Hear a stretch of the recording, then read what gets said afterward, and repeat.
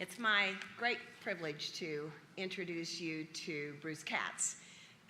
You know his work, you know his policy reputation. His bio is in the fabulous program book, Vice President and Founding Director of the Metropolitan Policy Program at the Brookings Institution. I have had the great privilege of being in Bruce's company for a number of meetings, one of which he convened with Rockefeller with about 40 people vested in urban policy in the United States, matched up with 40 representatives of cities around the world. And when you think about how we think about cities and how cities and metropolitan areas are thought about around the world, you can see how Bruce gets his arms around policy. So it was several years ago that he sort of issued a wake-up call to us in the United States, sort of get with it. You are a metro nation, whether you know it or not, and the statistics tell the story. So he has now taken that concept one step further. No task too big for Bruce Katz to write about the metro revolution, which we are in and driving as members of CEOs for Cities and working across metropolitan America. So it's just it's an incredible privilege to kick off this conference with the insights and policy direction that only Bruce Katz can offer. So I bring you Bruce Katz. Bruce?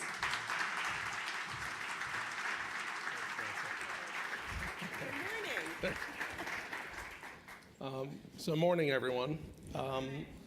Just a pleasure to be back in the city. Mayor, the business leaders here, civic leaders, universities. I mean, I'm stunned when I come to Grand Rapids, right? I mean, I feel like I'm in a different country at times. It must be the Dutch heritage or something, right? But just phenomenal achievement. Lee, Nancy, just kudos to you for stewarding a great organization.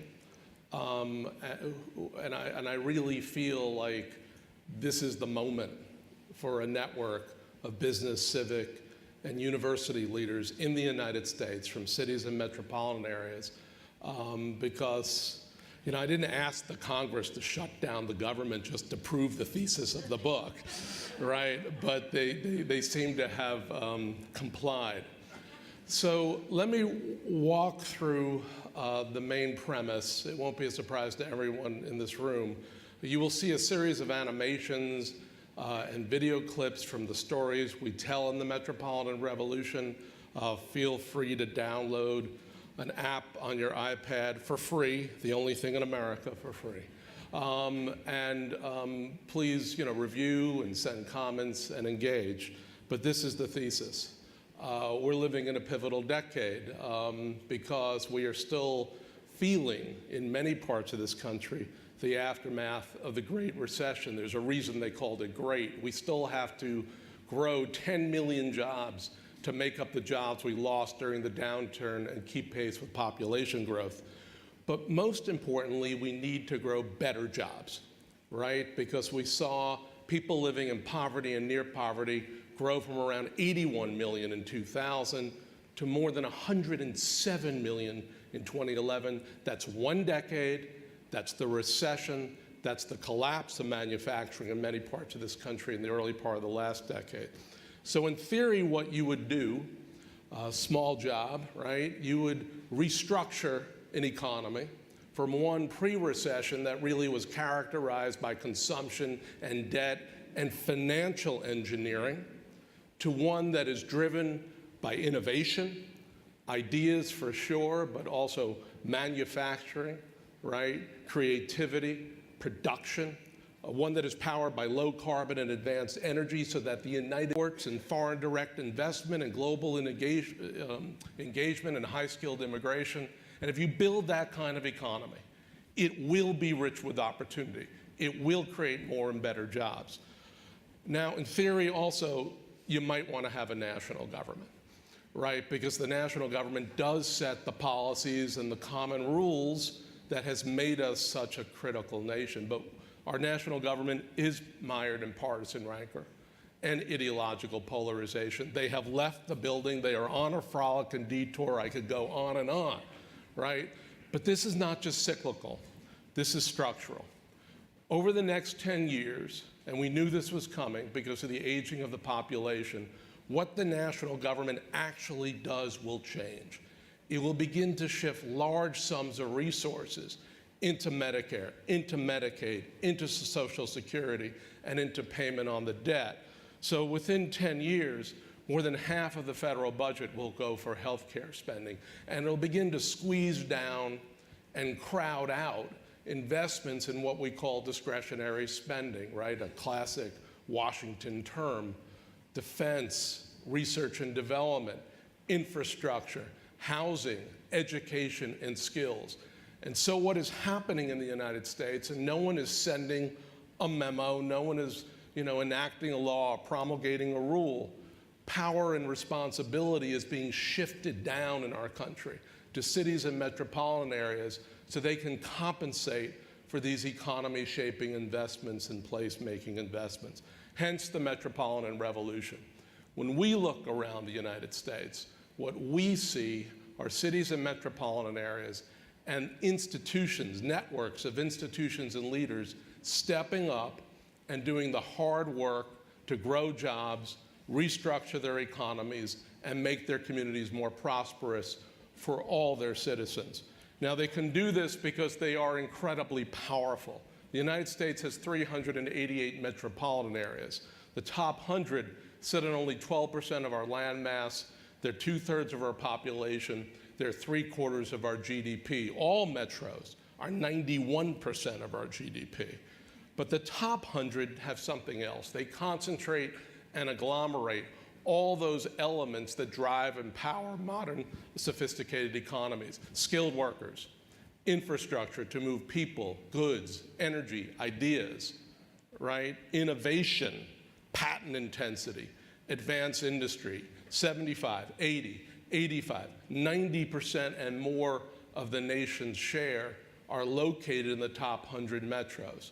So what is happening after the recession, really from the bottom up, are place after place are beginning to shift their economic strategies to this next economy, advanced economy growth model. Listen to this. For decades, the United States built its economy on debt and consumption. For cities, this meant throwing public money at sports arenas and stealing businesses from their neighbors with tax breaks. But what about after the game? You can't build an economy around beer and hot dogs. And what happens when the businesses you stole leave for a better deal somewhere else? The Great Recession was a wake-up call. We forgot the fundamentals. Productive and innovative growth drive consumption, not the other way around.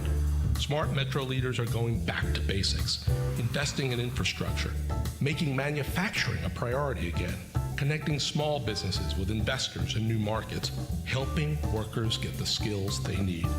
If metros get the basics right, the beer and hot dogs will follow. So I've managed to offend every sports team in the United States. Stories we tell in this book. We tell a story of Denver and Los Angeles using local resources to invest in modern state-of-the-art transit, obviously to move their citizens around and workers around more quickly, but to send a signal, we will be a sustainable metropolis in the 21st century. We tell a story of Northeast Ohio, philanthropy and business coming together to provide a platform for small and medium-sized manufacturers so they can strengthen their business plans, retool their facilities, retrain their workers, and compete in the global economy. New York City. We went to New York City 7 years ago and asked Bloomberg, what's your play? He would say, well, I'm subsidizing 2 stadia on the west side to compete for the Olympics. Today, $100 million down on Roosevelt Island, rebuild the infrastructure, attract 2 world-beating engineering and tech universities, Cornell and Technion, set a platform for the future. We look at Houston, one of the most diverse metropolitan areas in the country, that have built a network of 21st century settlement houses to integrate tens of thousands of immigrants into the economic mainstream, English as a second language, access to low-cost banking, access to charter schools, healthcare. That's how we build a strong nation. We go to Portland, weird and crunchy, right? But also an export powerhouse, a place that in 2003 to 2008 doubled exports off their base of computers and electronics, but also sustainable products, sustainable services for the world's rising cities. And we even go to Detroit, right? A place that is essentially in bankruptcy, but in the downtown, in the Woodward Corridor, in the Midtown, corporate and civic leaders are building on the assets that, frankly, this city has, right? A riverfront, anchors like Wayne State and Henry Ford Health System and Detroit Medical Campus and College for Creative Studies. That city will revive, and that metro will thrive from its core. So let's go to Portland. And again, at the depths of the recession, Portland had 11% unemployment. And their leaders, led by their former mayor, Sam Adams, began to say, we got to build from our strengths. What's our strengths? Well, the data showed that they are export intense, right? They're not just a bunch of hippies moving to Portland, right? It's not Portlandia, right? This is a very powerful, innovative, technology-oriented economy. And what's interesting about Portland, it's not just Intel or Tektronix, right? The sort of middle bit between Seattle and the Bay Area and Silicon Valley. It's the fact that they had a growth boundary in the 70s, tore down a freeway, built transit. They attracted a lot of firms that are making sustainable products and sustainable services. Guess what China wants? Guess what Brazil wants? Guess what India wants? Here's the former mayor and his colleagues talking about their plan. Sustainability is, as an emerging industry, the sustainable technology and sustainable services industries is a little abstract for some people, and we saw that as a competitive advantage. We know how to build cities. We have companies that do the architectural services, the clean technology, the green roofs, all the things that go into making a green city. And don't you want your city to be a little bit like this as well? What it is that Portland has to offer, and as most of the rest of the world continues to urbanize at a drastically faster pace, we think we have a package of services and goods that are going to be incredibly valuable to those economies all around the world. So Portland understands that sustainability, cash. America will get rich by exporting smart products and smart services as the world urbanizes. So here are our stories. We're sticking to them, right? And I think as we go forward, the challenge, not for Brookings, the challenge for the United States is how do you populate that map with game-changing initiatives, with transformative interventions, so we power the country forward while the federal government, and frankly, many states, are not engaged in economy shaping or placemaking or skills training or any of the things that really, really matter to the future of our country. So how do you start a revolution, right? A peaceful one, right? First, network, and we heard a lot about the Grand Rapids network. Cities are not governments. The federal government's a government. States are governments. Cities are networks of institutions and leaders, corporate, civic, philanthropic, university, labor, environmental, community, and government. And each one of those institutions or nodes are powerful by themselves, but when they come together, they can do grand things. Now, in New York City, that network was really built by Bloomberg. He crowdsourced the notion of an applied science district. He didn't wake up on a Tuesday and say, hey, we got to, attract Cornell or the Technion. He crowdsourced that from people like yourselves. What's our game changer? In Northeast Ohio, it's really a network of networks. Fund for Our Economic Future, working with cluster organizations like Nortec and Bioenterprise to both attract firms but also build their network of small and medium-sized manufacturers. And Detroit, it's really right now a loose affiliation of millionaires and billionaires. Maybe one billionaire, Dan Gilbert, right? But they are basically informally rebuilding that city and now really coming together so they have a 2 + 2 = 5 effect. Once you have a network, You have to set a vision that builds on your distinct assets, your special advantages in the global economy. Dolly Parton, one of the great American philosophers of our time, said, find out who you are and do it on purpose, right? Because what Phoenix does in the global economy is different from Pittsburgh, and what makes Denver special is different from Detroit. And so when you look at what our stories are about, New York City basically said, we got to diversify. We are way too dependent on financial services. We don't have enough STEM in our talent system, science, technology, engineering, math, not just to supply finance, but media, fashion, all the great sectors of the New York City economy. Portland, as I said before, they built off this special export orientation. They look west for their growth to Asia, and increasingly they look south to Latin America. And finally, Detroit understood, I think, what this city understands, that in a metropolitan area, we are growing a different geography of innovation. If you want to define innovation 30 years ago, 20 years ago, even 10 years ago, get in a car and start driving. Eventually, you'd hit Research Triangle Park, right? It's essentially the model of innovation from the late 20th century. Closed, separate corporate campuses, innovating in secret, right? Workers never leaving the four walls. Every time they go to lunch, they're going to the cafeteria in the basement. Think about 21st century innovation. Not just demographic preferences for livability, walkability, transit connectivity, but companies saying, we want open innovation. We want our workers to network with other workers in similar firms or different clusters so we can crack the code on the tough challenges and, again, make money. So something different is happening, and that's what Detroit is trying to do.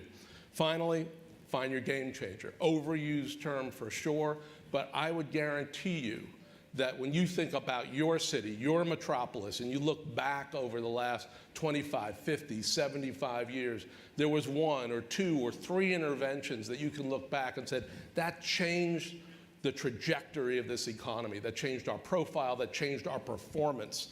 Now, New York and Northeast Ohio and Detroit are all talking about innovation.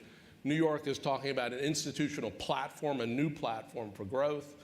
Northeast Ohio is basically taking its existing innovative platform, which are networks and small, atomistic, small and medium-sized manufacturers. And Detroit is literally trying to change the spatial geography of innovation to get with 21st century dynamics. Now, if we keep doing this together, if place after place after place, we just get the signal that the cavalry is not coming, we are on our own, but we have power, we have resources, we can basically leverage our assets and our attributes and our advantages. Here's what I think is going to happen around the hierarchy of power in the United States. From an early age, we are taught how our nation is supposed to work. The president, vice president, and members of Congress sit at the top. Governors and legislators run their states. The rest of us take our cues from them. While states and the federal government may be part of the Constitution, our population and economic power is actually concentrated in our metropolitan areas. It's time to rethink power in America. In this century, metros will lead, and states and the federal government will follow. In cities and metros, public, private, and civic leaders are helping workers get the skills they need, investing in infrastructure and growing jobs through expanded trade and investment, the hard work necessary to renew our economy. And only in America, right? Somewhere else they'd revoke my passport or just kick me out of the country. But I think what we are trying to capture is what is actually happening in this country. This is a disruptive period. This is a volatile decade. But I think going forward in this century, we, Americans, will invent a different way of nation building. So thank you very much. I look forward to your questions. And buy the book, download the app, see the movie. Thank you. We're going to facilitate Q&A. Okay. Yeah. It doesn't get better than that Grand Rapids Video and Bruce Katz. So this is adjourning the conference because we can't improve on this. So thank you. Have a good time. We're going to do Q&A now. We have mics.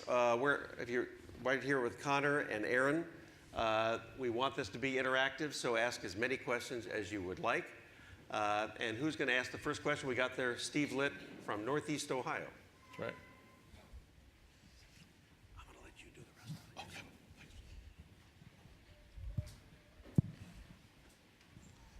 Hi, Bruce. Nice to see you again. Good seeing you.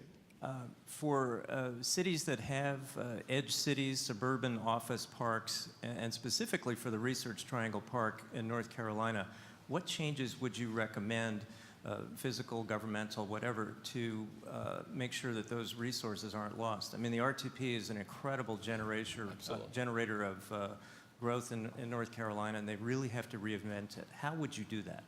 So Research Triangle Park is actually ahead of the curve because they saw this coming. They saw firms beginning to leave the park to go to downtown Durham, Raleigh, and Chapel Hill, and they were having difficulty attracting firms to the park. And all the companies said to them, look, it's about our workers, and it's because we have a different model today. This is not the late 20th century. So Research Triangle Park is urbanizing. They are basically bringing into the park what workers and companies want, right? Biking, greater transportation access, housing, retail, right? They're building a city essentially within the park. So my sense with RTP, as really the quintessential science park of the late 20th century, they're sending a signal to all the other parks. Guys, get with it. This is not, a happenstance, This is the new trend. And I was in Silicon Valley about 10 days ago. It's not quite hit Silicon Valley yet, but what's really interesting to me is, Google and Facebook build the old campuses, right? Very interesting, right? The firms of the next century built the old model in Silicon Valley. And every day, Google's got to bus hundreds of workers down from San Francisco to the new campus because they don't want to live there. They want to go back home to San Francisco. Trust me, in a year or 2 or 3 years, Google will open up a campus in San Francisco. There's something unleashed in this century that cities can take advantage of, and the old model needs to rapidly adapt to the history of America, rapidly adapt to this profound and change. Yeah. Jim Ucrop from Richmond, and what do you think of the impact of the millennials? Don't you think that they are going to be the ones that are going to drive this? That the idea that they don't like the old model, and they're going to gain more and more power as we go forward? I think demographics and the millennials have a lot to do with this because they've sent a strong signal to the market about what they want. It's partly a rejection of their parents, I suppose. This could be a great psychological conversation we could have. I have 2 daughters. I know of what I speak. But I think this is really also about open innovation. I was with a major pharma company about 3 weeks ago, and they read the book, and they basically said to me, we have to be truthful to you. 5 years ago, we wouldn't even talk to you because we were still designing and inventing and producing drugs within the 4 walls of our firm. And now what are we doing? We're investing in networks. It's a completely distributed model. And we're finding that our network companies want to be in these central places, near MIT, near the great universities you have here, right? Something has been unleashed in the innovative space, which has been coupled, complemented, perhaps driven in part by these shift in demographic preferences. But if it was the demographic preferences alone and not the shift in the innovation model, I don't think this would be as powerful this soon. Yep, there was one over here. And then I'll get over to the other ones. Hi, I'm from Cleveland, and very aware of the business attraction efforts of Magnet and Jumpstart and all of these efforts. The problem we don't have talent. Right. Northeast Ohio needs more people to fill the open jobs that we have. What strategies would you recommend to literally attract people to Northeast Ohio? Well, the first thing I would do is build from within. Because when we look at the STEM economy or the STEAM economy, let's put arts in there, right? We're talking about the platform for the American economy. It's why we're so powerful globally. We used to think it was like a 3% of our GDP, 4% of our GDP, and you had to go to Stanford or MIT or Georgia Tech to participate in it. We've recalculated it as 20 to 25% of the economy. And that's the strong platform we're building on. Now, when you reinterpret this, what you realize is that millions of jobs in the STEAM or STEM economy can be filled with people with sub-baccalaureate. So they're getting high school plus technical training. Remember SHOP, Voc Ed, right? Just speed up 50 years and then you'll see what's going on in a group of career economies. Or they're going to community colleges and they're getting training that is customized to particular sectors so they can really have the credentials to participate and grow. The president had Race to the Top. I applaud him for that. I think we need a race to the shop, okay? Because we are leaving out millions of workers, particularly blacks and Latinos, from this very robust economy that they can participate in good jobs, good wages, good benefits. Then we do have to attract from without, and attraction, whether it's for domestic workers or international talent, is this combination of jobs and livability and amenities and so forth. And I was just in Cleveland last week, and I do feel that we're now seeing that residential growth in the downtown, and you go up Euclid Corridor to University, Circle. I mean, it's just incredible, the assets you have there. So that geography, the downtown midtowns, have got to be the stake for urban revival in this century. Government will not have a program for this, right? They'll provide the platform of R&D, they'll provide the platform of entitlement spending. This has got to come from this collaborative effort at the local and metropolitan level, corporate, civic, university, and local and metro government. Thanks. There's one over here? Okay, there we go, and then we'll go back here. Well, you talk about the Metropolitan Revolution, but one of the problems is that there isn't a self-identifying factor as to what metropolitan area, and Detroit is a great example of that. You look at how multi-county, multi-municipalities, and there's even the businesses don't see themselves as looking at metropolitan solutions. How do you drive that? What are some of the places that have done that successfully? Because that's probably one of the biggest struggles in Detroit. So in the book, we talk about Denver, okay? And everyone thinks of Denver because of Governor Hickenlooper, former mayor, as a place that collaborates to compete across county lines in the greater Denver area.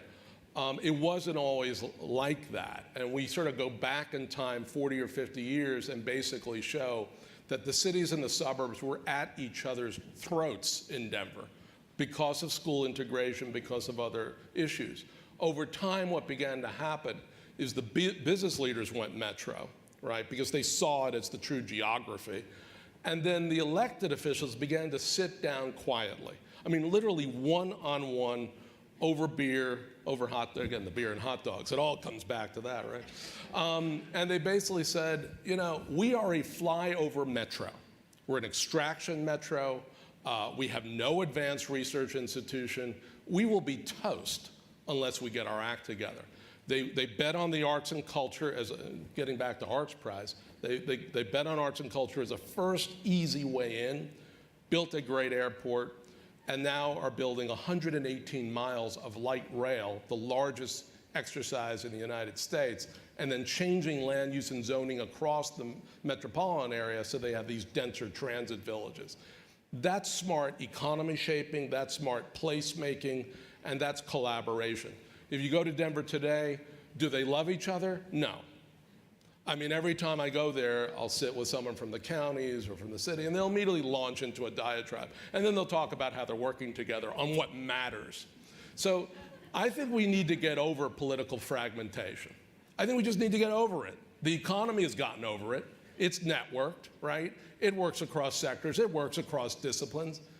We just need to find a way to cross borders when we have to around what matters: innovation, infrastructure, skills.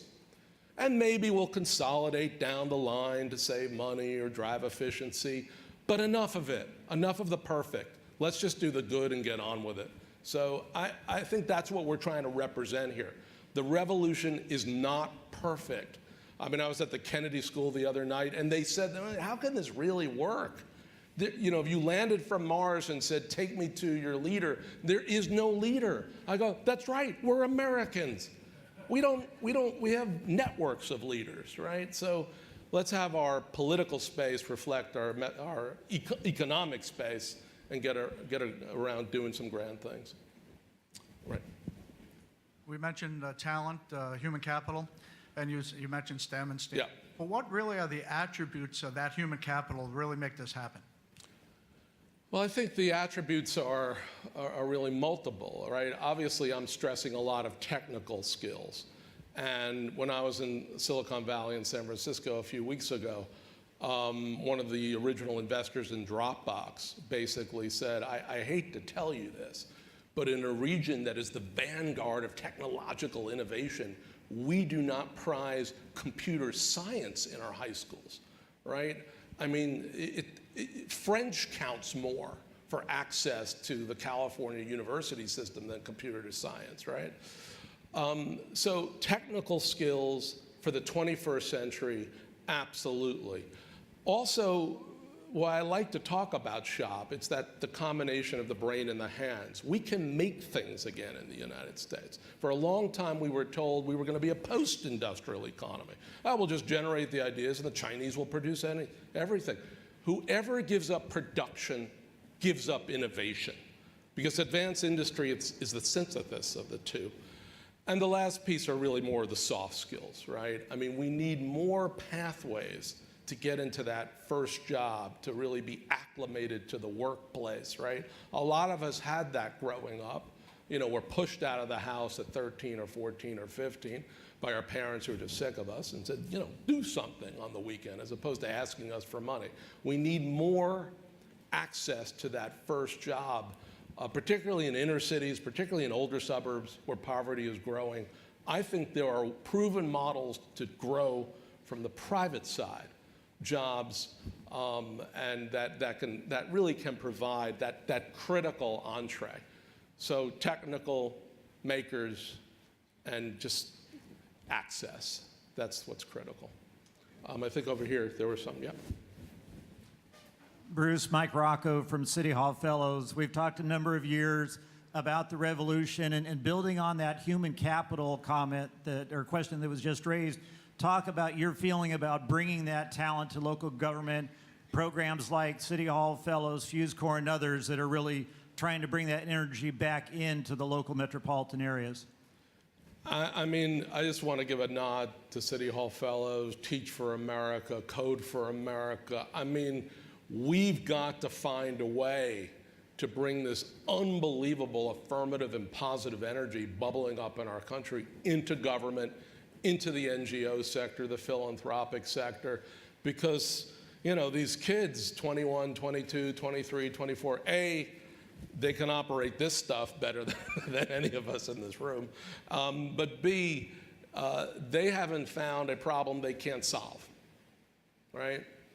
And I think one of the great liberating moments, you know, almost exhilarating moments when you don't have to ask, may I, of a higher level of government, is you find you have the talent and the resources to really crack the problems locally. It's not just about money, right? It's about the approach, the perspective, the orientation. So going forward, I would say, let's find the vehicles, the conduits to get as much of this younger talent into our established institutions.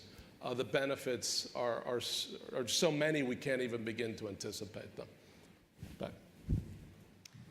Thanks. Scott Colber from Roadify. Can you talk about the importance of open data as a force and a factor in collaboration and innovation between government and the private sector, third-party developers, startups, and so on? Great question. I think this is part of the technological revolution.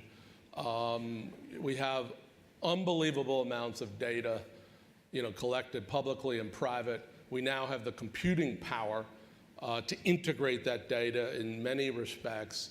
Obviously, we see this with the app economy, but more importantly, we see it in other sectors of the economy, able to innovate rapid time. And again, we are in a global competition. We're also in a global partnership in a lot of ways. And I think one of the advantages of the United States, there are many, but we do have this rare combination of advanced research institutions, entrepreneurs, capital accessibility for the most part, rule of law, don't put that aside, it's absolutely critical. As government goes forward and they find new ways of opening up their treasure trove at all levels, obviously we have to be very aware of privacy and some of these other issues. But I can see in Chicago, I can see in other places where these data collaboratives are already unleashing, new ways to engage the city, new firms, new startups. It's part of the energy of this moment, and it's always hard when you're living in the middle of a moment like this to say, well, this is something different. This is something different. We will look back at this moment, both because of the collapse of the national government, but this incredible energy coming up from the private and civic and the community sector. We will look back and say, this was an historic juncture point in the United States. Yep, hey, Birgit. Good morning, Bruce. Thanks for coming back to GR. Birgit Closen with The Right Place here in Grand Rapids. You talked about the reemergence of manufacturing. Obviously, this has been a robust manufacturing center for many years. But our dilemma is that we have the manufacturing jobs, but we can't change the heart and minds of some parents, some young people, and some educators. What do you see as best practice out there and how that happens so that we really get people's heads turned around that manufacturing is part of the innovation economy? Yeah, in some ways, we tend to focus on the economy as just a series of hard metrics, when a lot of what I think we're describing is cultural, right? It's behavioral. And so in this country, we have stigmatized manufacturing. I was at the board of a firm, and I brought up manufacturing. This is going back about 7 years ago, and he said, one of the board members said, "Are you talking about Rosie the Riveter?" We have not had Rosie the Riveter since, 1945, right? We are talking about highly sophisticated companies that, what is a car? It's a computer on wheels. Let's begin to understand what this sector is about. Anyone who has not visited a modern, quote unquote, factory or facility, go visit one. It is really a remarkable experience. We had Klaus Kleinfeld, who's the CEO of Alcoa, on a panel with us at Brookings. He had been the CEO of Siemens. And he basically made this cultural point. We do not make the mistake in Germany to stigmatize manufacturing. We see this as a pathway for people to realize their full human potential, get paid for it along the way. This is a disruptive period. We're going to have to reimagine and go back to some fundamentals. And it's going to be hard because we've had 50 years of this constant drumbeat, frankly, from Wall Street. We're going to be, in this post-industrial nirvana. Nonsense. Absolute nonsense. It's time to get back to basics. If the Great Recession was not a wake-up call, I don't know what is. Maybe the shutdown of the federal government. 2 wake-up calls, right? I'm sorry, over here, yeah. First of all, my name is Patrick Hayes. I'm the former mayor of North Little Rock, Arkansas, and was active in the Conference of Mayors, and part of my activity was centered around transportation. Yeah. Our city, North Little Rock, I-30 dead ends to I-40. We've got the Arkansas River with the McClellan Kerr Navigation Project. Our airport is a real connective facility, but as we look to the future, you know, we've got an antiquated air traffic control system. The lock and dams are in need of significant repair. The interstate system, we've got the busiest section between North Little Rock and Memphis. You know, I like your flip of the pyramid because I agree with a lot of it. But we still have to have the federal government to provide those kind of connective links between these nodes. And how are we going to get them to move into the 21st century when it comes to transportation? So I think the broader issue of infrastructure finance really deserves a lot more sophisticated analysis, because when I look at infrastructure and I move from intra-metro roads, transit, biking, walk, right, to intermetro airports, ports, rail, to energy, to telecom, to water sewer, to public buildings. It's a pretty vast space, and we've tended, and most of the reaction I got when the book first came out from some well-known journalists was, how can the United States move forward if the federal government does not engage? I said, you know, folks, they already don't engage on large numbers of things, right? And for those things where they do engage, we have to figure out a way for them to engage better. Because the old model of block grants to state departments of transportation, which then spread the money like peanut butter across the state, that's a legislative model. That's not a market model. That's not a model that has high return on investment, right? So we have a lot of deferred investment in this country across multiple buckets of infrastructure. The federal government is important to some of that, but frankly, most of the financing is coming from state, local, and private sector. And so, you know, watch this space. Brookings is going to try to put out a piece relatively soon on the 7 pillars of infrastructure, which is really a signal to the federal government. Guys, this is really what you do. Just do less better, okay? You know, just don't give us the big speeches. Don't give us how you're basically running the country. You're not. For those things that really matter, make your money more flexible, more targeted, and more leverageable.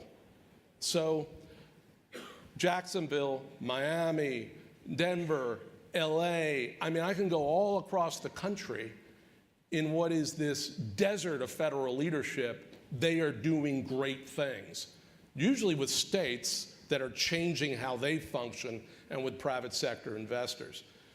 So I think we've got to get much more precise and specific about where is the federal government actually engaged, and how do we make them a more reliable, consistent partner? Because I think the drift and the squeeze-out effect of the shift to entitlement spending is very, very, very real. They will only change if we innovate at this level and come back with coalitions that basically compel them to change.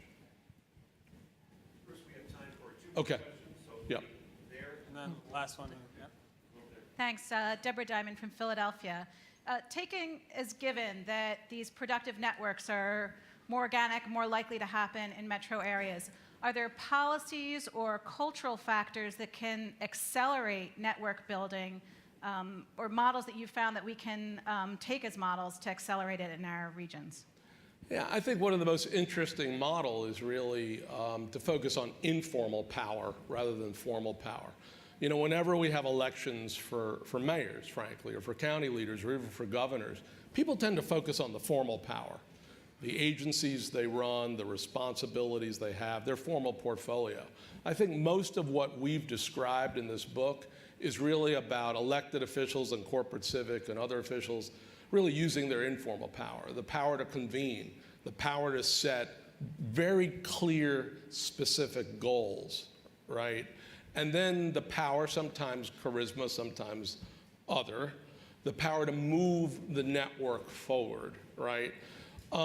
This is not an endless fishing exhibition, you know? I mean, it really helps to basically have the networks of leaders and then people on the ground, right, to say, we need 3 months to do X. We need 6 months to do Y. We need 9 months to do Z. We're not hanging around here, right? And a lot of what I'm describing, particularly the stand-up of career academies, that are customized to your business clusters, every place can do that in a year.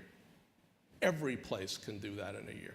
So it's just understanding that we're talking about network responses to a network economy. And it's once you have that paradigm shift, and you really understand that it is that collaboration across these sectors and disciplines, and yes, jurisdictions that matter. Perfect is the enemy of the good. Don't choose everything. Choose one thing that matters to your city or metropolis, and do it, right? And then, like Denver did, you'll be so satisfied by what you've accomplished, you'll say, okay, now what do we do? What's the next thing we can conquer? I mean, we've got to build back that, sense of possibility. But some of this is so obvious and pedestrian, it's absurd, right? But I do think that in the end, it's this simple thing, this interaction of people and institutions to crack the hard challenges and make progress. In the end, that's what matters the most. Any other final thoughts here? Yep. Hey, Bruce, David Hayburn from Cincinnati. I guess I have the pressure for the last question, so I hope I don't mess this up. Better be good. Yeah, I know, right? So in Cincinnati, we have something like 50 municipalities within Hamilton County, but I grew up in Louisville, Kentucky, and have lived in Nashville, Tennessee, both of which have consolidated city-county governments. Right. And to the point of working across jurisdictions when you have to, the way I also see it is that tax districts do exist, public school districts do exist. This way of capturing value within jurisdictions is a very real issue that a lot of cities are facing. So I'm just curious of what your impression is on city, county, consolidated governments as a strategy to pursue to further the revitalization in the kind of the core areas of the regional city. So I think this is a great question. I think in the Midwest and New England, if you consolidated the city and the county, you would still have all these incorporated municipalities, and that would defeat. I mean, why Louisville and Jefferson County, that consolidation worked, is there were very few incorporated municipalities in Jefferson County. So when the city and the county consolidated, it really was like building a large new regional city like Montgomery County or Fairfax County. So the U.S. has variable governance. Some of us inherited the brilliant 13th century British model. Walk 5 blocks, oh, we're in a new municipality. That makes a lot of sense, right? I mean, and some of us, particularly in the South, and in the Middle South, the border states have this more large county form of government that really is more aligned to the fiscal shed, to the commuter shed, and all that. Bottom line is this. Think about the next 10 years, 20 years, 25 years. We could either be on a Don Quixote exercise and try to consolidate all these municipalities. People like their mascots in their high schools. They will fight to the death to keep this stuff. I'd rather crack the code on education and skills across a metropolitan area, in a new set of voluntary consortia, make some of the large infrastructure investments that we were talking about before, move to applied research and commercialization of innovation, new products, new services. What do our manufacturing and technology firms need from the supportive network? I'd rather spend the next 25 years doing that than maybe get another Louisville consolidation that in the end might not matter. I mean, we went through a spate of these in the 70s, Indianapolis, Jacksonville, Nashville, anything named a Ville. And then Louisville, it took to 2000. We don't have the time. We don't have the time for this. We have got to get about the business of repairing and restructuring our economy and having a different, productive, innovative, resilient, inclusive model. I think we can do that. I think we can do that from the ground up. If Washington wants to engage as a partner, we're ready. If the states want to engage, right, in productive ways, we're ready. That's how we got to act. Thanks.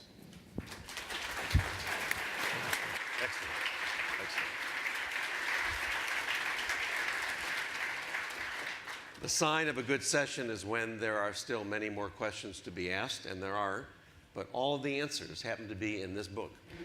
We're going to be, not we, Bruce and his team are going to be selling this book. By the way, he gets none of these royalties. They go to Brookings, and over a certain amount, then they go to CEOs for Cities. We're going to work that out with Bruce later. So at any rate, This is a book worth reading and worth having. And this is a speaker worth listening to, Bruce Katz.